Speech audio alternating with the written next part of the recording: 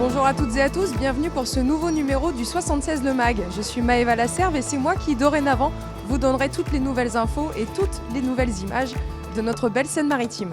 Et on commence dès ce premier numéro de l'année avec la découverte de ce nouveau pôle social départemental situé au Havre. Il a permis de regrouper l'ensemble des services à vocation sociale et de santé et les 136 agents qui travaillent pour tout ça.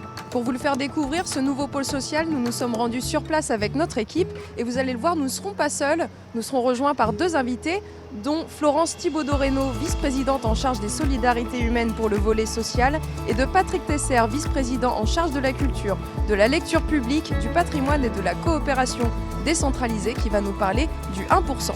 Nous ne parlerons pas uniquement d'architecture et de social dans ce numéro. Je vous laisse tout de suite découvrir le sommaire.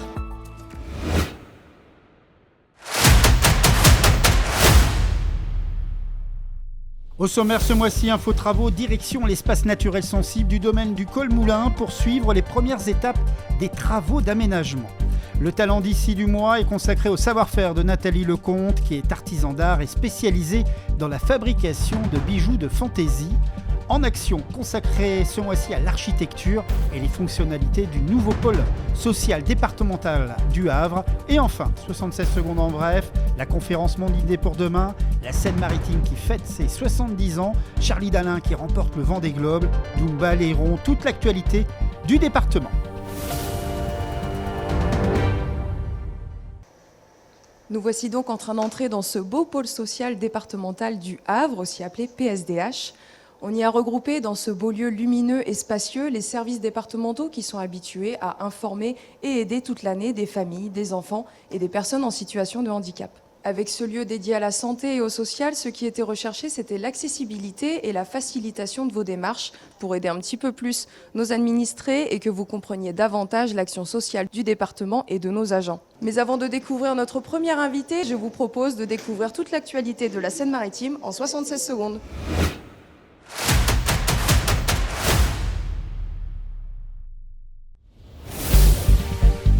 Ça y est, Charlie Dalin a franchi la ligne d'arrivée aux premières lueurs du jour le mardi 14 janvier et a remporté son premier Vendée Globe, 10e du nom, et avec la manière, en pulvérisant le record de l'épreuve. En effet, à 40 ans, le skipper havrais a bouclé son tour du monde en 64 jours et 19 heures, soit presque 10 jours de moins que son prédécesseur. Le mercredi 22 janvier 2025 a marqué le 70e anniversaire du changement de nom du département de la Seine-Maritime.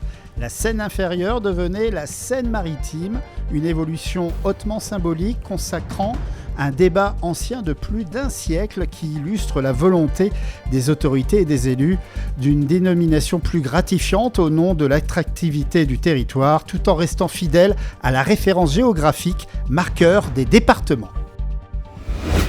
Le jeudi 23 janvier a eu lieu la grande cérémonie de remise des projets sélectionnés par le jury. Durant 2 mois, 91 propositions d'action visant à favoriser la transition écologique dans le fonctionnement de la collectivité ont été recueillies, suscitant des centaines de commentaires et plus de 3600 votes. Au final, 40 idées ont été retenues. Bonjour Patrick Tesser. Bonjour. On se retrouve ici dans ce hall d'accueil qui est ma foi très grand et qui est orné d'une très jolie fresque. Est-ce que vous pourriez nous en parler un petit peu ? Ah oui, c'est une très jolie fresque signée Eddie Wood, comme son nom l'indique, bois.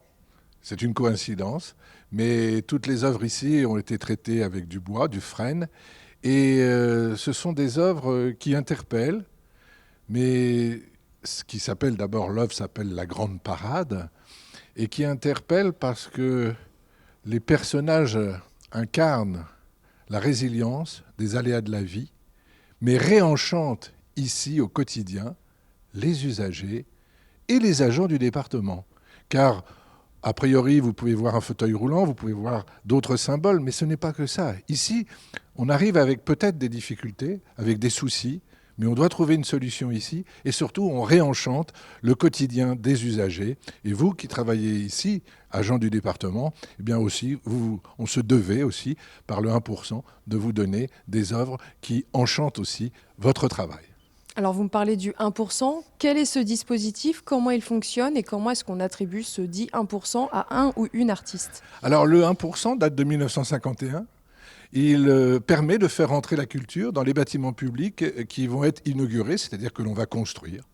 Et donc c'est 1% du montant qu'il a fallu pour construire ce bâtiment. Donc derrière cela, bien sûr, je ne suis pas tout seul en tant que vice-président au département de la culture. Je suis entouré par la direction régionale des affaires culturelles, je suis entouré par des personnes qualifiées, je suis entouré aussi par la représentante des usagers de l'UTAS, je suis aussi entouré d'autres personnes qui s'intéressent aux artistes, aux auteurs. Il y a eu appel à projet, il y a eu plus de 50 dossiers, et à la pluie de ça, bien sûr, on a défini au sein du jury, et j'étais le président pour essayer de voir comment on peut noter tous ces dossiers. Et on est arrivé aujourd'hui à Eddie Wood qui nous présente donc son œuvre ici grâce au 1% culturel. Et en quoi est-ce important, vous parliez peut-être des agents, des administrés, en quoi est-ce aussi important d'amener de la culture, de la couleur, des œuvres d'art un peu au milieu de nos administrations? Mais c'est très important, c'est déjà de l'humain. C'est déjà de l'humain que vous voyez sur les murs par la culture. Et puis, si on n'apporte pas la culture aux usagers, aux agents, mais même dans d'autres lieux, dans la ville, dans les départements, eh bien, qui va le faire ? Donc le 1% permet justement d'interpeller. Alors aujourd'hui, c'est une œuvre murale. Demain, ça sera dans d'autres lieux une girouette sur un toit, faite par un artiste. Vous voyez, plein de choses comme ça qui vont interpeller, mais qui permettent de donner un peu de lumière sur le lieu de travail des agents et aussi pour les usagers, mais c'est surtout aussi de découvrir des choses. Par exemple, dans toutes les salles de réunion que vous avez à l'étage, vous avez un grand puzzle de 30 briques qui peut s'interférer et se glisser pendant que les usagers attendent. C'est aussi Eddie Wood, mais pour découvrir la culture et savoir qu'on peut faire un patchwork avec une tête, un corps et des pieds.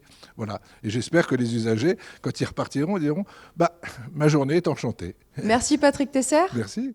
Un sujet à part entière, ce nouveau pôle social. Laissez-moi vous dire que vous n'avez encore rien vu. Je vous laisse découvrir le reportage qui a été réalisé dans ces locaux sur l'architecture de ce nouveau bâtiment.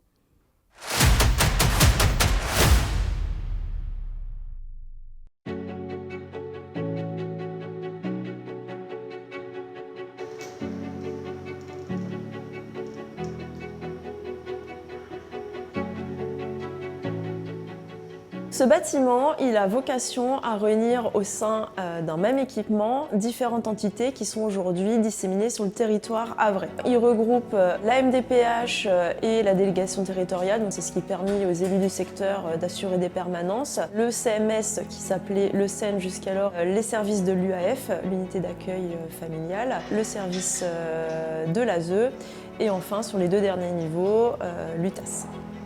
Il y a 2 ans environ, 3 ans maintenant, on a répondu au concours de ce pôle social pour lequel on a été retenu. Notre agence a vraiment la vocation de travailler sur les marchés publics parce qu'on pense que c'est notre rôle d'architecte. Le programme prévoyait des espaces accueillant le public et des espaces de repli. Dans les espaces qui accueillent le public, on a les espaces d'attente, les espaces d'accueil et tous les bureaux d'entretien et de consultation pour le public. Dans les espaces de repli, ça va plus être des bureaux administratifs dans lesquels les agents ne reçoivent pas du public, des espaces de convivialité, des classothèques, des salles de réunion. Il fallait distinguer une zone dite privée et une zone plutôt adressée au public. Le cahier des charges urbain fourni par la ville du Havre prédestinait déjà le volume sous cette forme-là, avec des percées visuelles laissant la lumière passer d'un côté du projet vers l'arrière. Et là, on a fait le choix de les relier par des passerelles. Donc à chaque niveau, on a 2 passerelles, 2 passages possibles de l'un à l'autre pour que les agents puissent passer de leur bureau vers l'accueil public.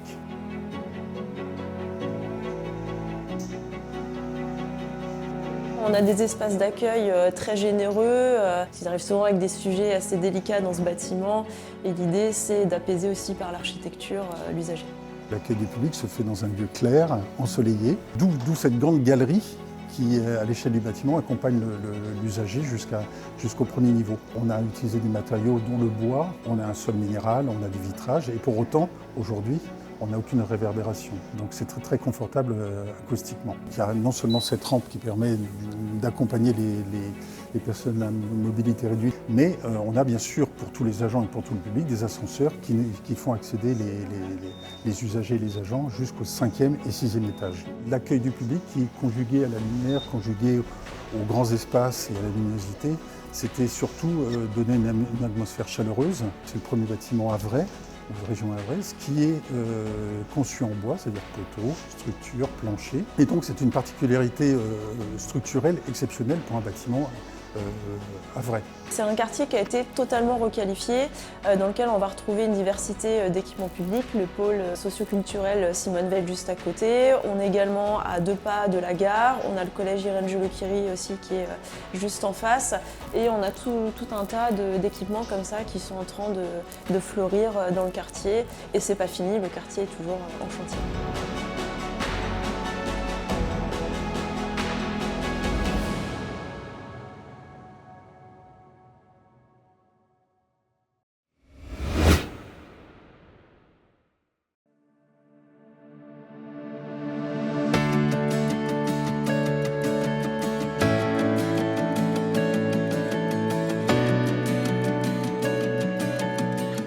Le département joue un rôle crucial sur les questions sociales et de solidarité.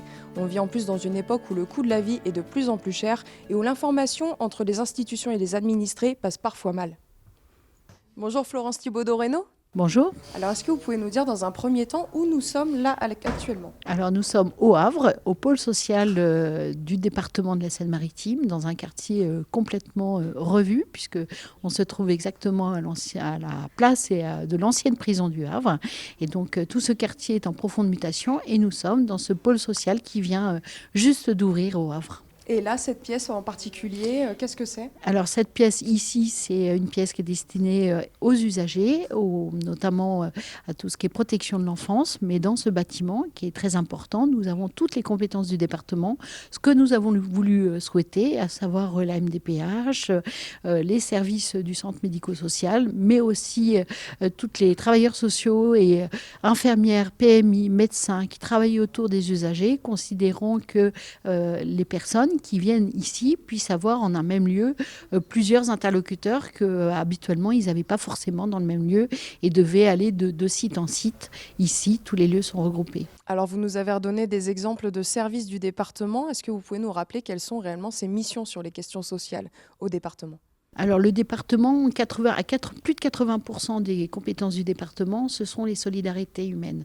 Donc c'est tout le champ du handicap, du vieillissement de la population, de l'insertion, mais aussi de la protection de l'enfance.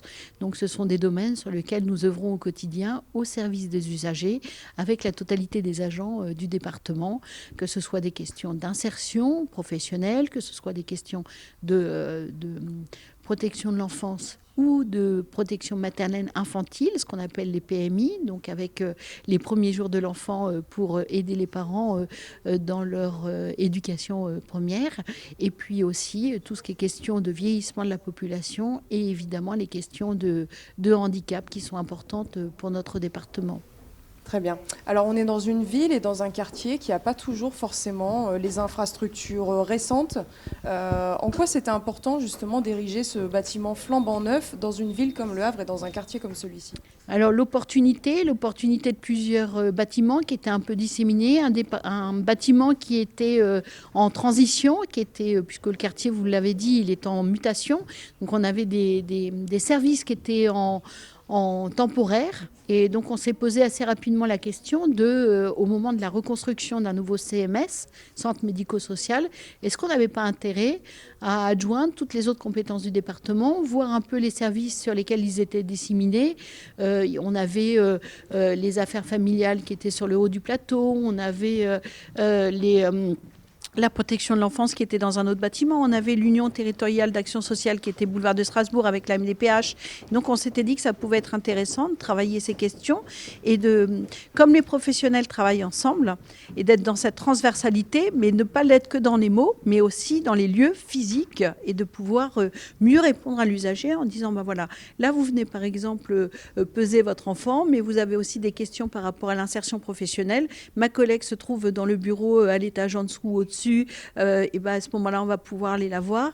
Et c'est vraiment pour l'usager un guichet unique, si vous voulez, qui permet d'éviter d'avoir cette transhumance dans les services et d'avoir une meilleure réponse à apporter à l'usager.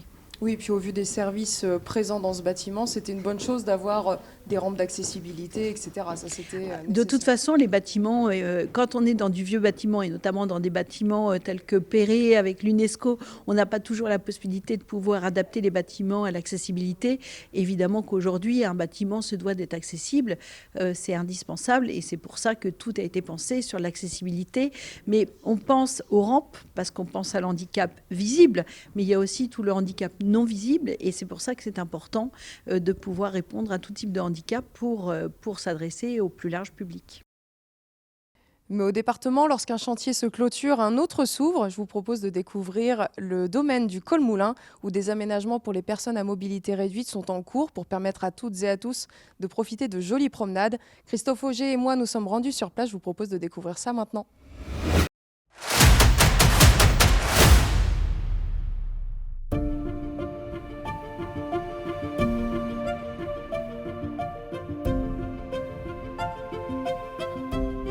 Alors nous sommes au domaine du Col-Moulin.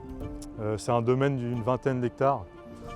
Donc ça fait partie des espaces naturels sensibles en gestion du département de Seine-Maritime. Nous sommes donc au cœur d'une zone humide d'une vingtaine d'hectares avec un cours d'eau principal qui traverse tout le site, le Saint-Laurent. Et donc aux abords de ce cours d'eau se trouve une diversité d'habitats. On peut trouver des prairies humides, une roselière, un bois tourbeux qui se trouve derrière moi. Donc il y a tout un tas il y a une grande diversité d'habitats. Donc favorable à la présence de ce fait de nombreuses espèces animales et végétales. Donc on a identifié à peu près 600 espèces qui sont suivies sur le site. Donc oui, en tant que gestionnaire de l'espace naturel, je coordonne le lancement des travaux d'aménagement sur ce site. L'objectif, c'est d'améliorer l'accessibilité au grand public pour qu'ils puissent circuler plus facilement. Donc en posant un certain nombre d'aménagements. Et également, le but, c'est de rejoindre un sentier qui existe déjà, qui se trouve sur la commune voisine de Montivier. Les travaux vont permettre de relier le sentier du bois du Col-Moulin pour faire une boucle d'environ 4 km.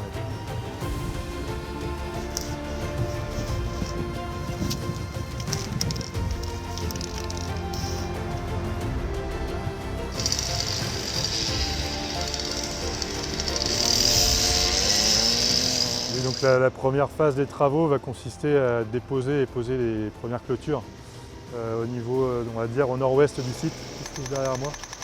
Vous voyez une première clôture qui passe et donc il y a une deuxième clôture qui va être mise en parallèle pour permettre aux visiteurs de parcourir toute la zone et de remonter vers le bois du Col-Moulin. On commence à faire l'aménagement du platelage, c'est-à-dire la passerelle sur pilotis qui permettra d'aller du bas du site vers le bois de Montivier que vous voyez derrière moi. Donc c'est un platelage en bois de à peu près 200 mètres linéaires. Et donc là, c'est la première phase. Donc il y a déjà eu un débroussaillage effectué en régie par nos équipes et un piquetage donc, au préalable pour repérer le tracé en essayant de passer dans les endroits les plus ouverts où il y aurait le moins d'arbres à couper. Et donc là, vous voyez qu'on est dans la phase quand même de délagage parce qu'on est obligé quand même de couper quelques arbres. En fait, on s'attaque aux arbres morts et aux branches mortes qui de toute façon vont tomber prochainement et qui risquent de tomber sur le platelage quand il sera en place et sur les usagers, donc il vaut mieux s'en occuper avant.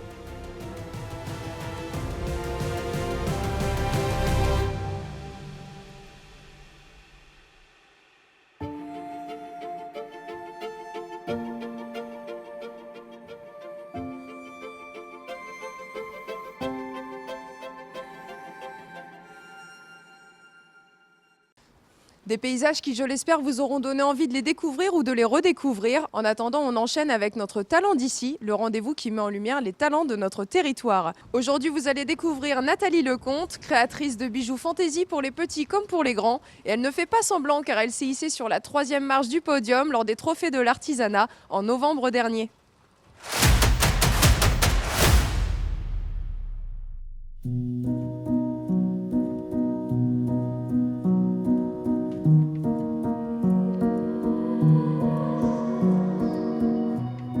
je suis artisan d'art en bijoux fantaisie. Donc je fabrique mes propres pièces en résine, émaillage à froid sur bois, ormeaux, plumes de perroquet, fleurs séchées, que des pièces originales, uniques. Je ne refais jamais la même pièce. Mon but c'est d'avoir vraiment que de l'unique pour tout le monde et tous les budgets.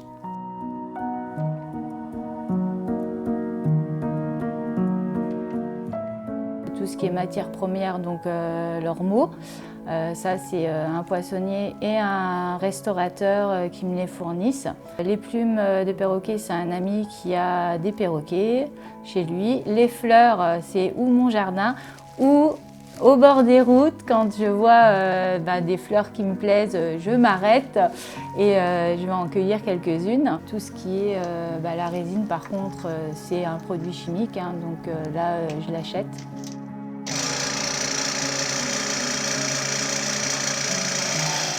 Je fabrique mes moules, c'est pareil pour le bois, en fait je recycle le bois, tout ce qui est planche en bois, épaisse, fine. En fait moi je les retravaille et je les découpe à la scie en tournée.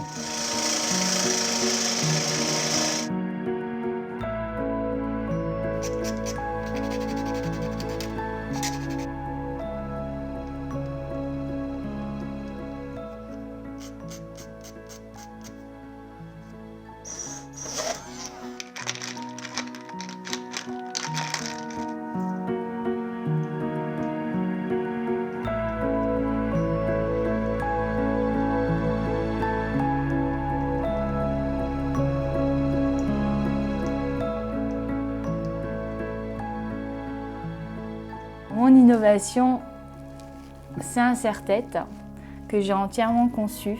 Donc j'ai mis 1 an à concevoir un serre-tête qui ne casse pas, qui est réglable enfant-adulte, qu'on peut porter avec des lunettes ou un appareil auditif sans que ça gêne.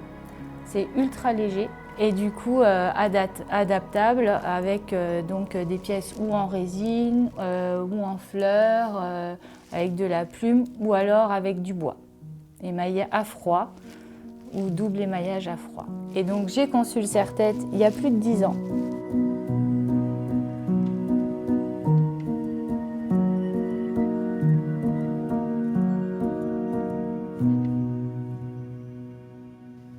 C'est tout pour ce 30e numéro du 76 Le Mag. On espère que vous avez passé un agréable moment à nos côtés. On espère aussi vous voir nombreux et nombreuses pour suivre le prochain numéro. Mais d'ici là, n'attendez pas, l'info, c'est sur nos réseaux.